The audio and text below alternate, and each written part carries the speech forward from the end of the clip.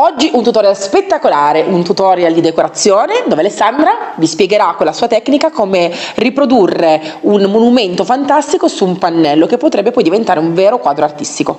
Guardate bene tutti i dettagli, ma mi raccomando, per saper bene tutto, il canale YouTube Elisa Magic Paint. Seguite bene. Incominciamo a preparare il fondo prima di disegnare il monumento. Qualche tocco di colore, mischiandoli con il pennello, un passaggio di nuovo con l'acqua e poi lo andiamo a stendere in questo modo. Spruzziamo di nuovo l'acqua e tamponiamo con la carta assorbente. Lasciamo asciugare e possiamo partire con il disegno. Trasferiamo adesso l'immagine sul pannello, una penna, un foglio di carta grafite e l'immagine sovrapposta. Con santa pazienza trasferiamo linea per linea. Per quel che riguarda la scritta, per il monumento invece solamente le linee principali utilizzando un righello.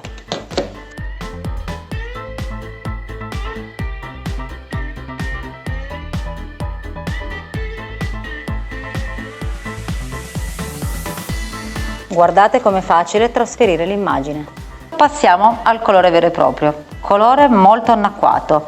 Pennello piatto, andiamo a fare delle stesure di colore come se fosse un acquerello e facciamo questo per tutte le parti che vediamo in ombra. Lasciamo solo scoperte le parti che sono in luce. Dopo che il primo passaggio è asciutto, andiamo a intensificare le parti in ombra, lasciando quelle in luce ancora a vista. Realizziamo la scritta con un pennellino a punta tonda, un mix di vintage e London fumé poco diluiti in modo che la scritta rimanga bella scura. Stiamo nei bordi, precise, senza fare errori. Facciamo infine una moscatura per antichizzare. Utilizziamo vintage, London e un po' di clear sand. Goccioliamo così, tamponiamo l'eccesso, un passaggio veloce con lo spruzzino per allargare le macchie e un tocco di luce con arabesque.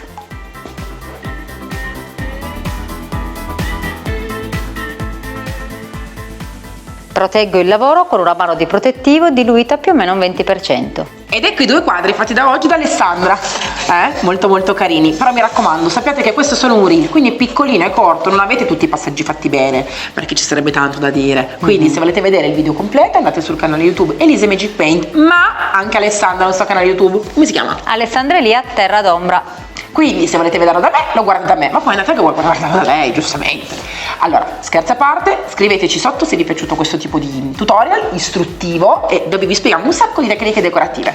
Ciao! Ciao!